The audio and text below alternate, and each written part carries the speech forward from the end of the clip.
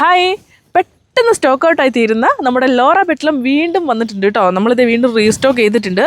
അത് നല്ല അടിപൊളി ബുഷിയായിട്ടുള്ള നല്ല ഫ്ലവറൊക്കെ വന്നിട്ടുള്ള പ്ലാന്റാണ്.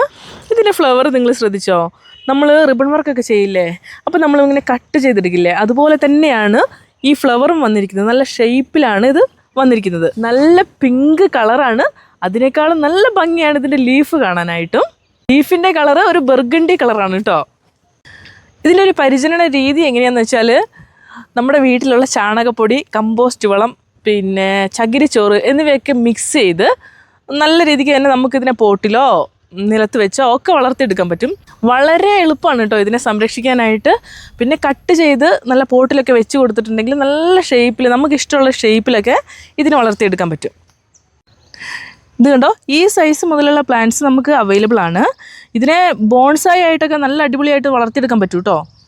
അപ്പോൾ പ്ലാന്റ്സ് വേണ്ടവർ എത്രയും പെട്ടെന്ന് താഴെ കാണുന്ന നമ്പറിൽ മെസ്സേജ് ചെയ്തോളൂ. Bye bye, happy gardening.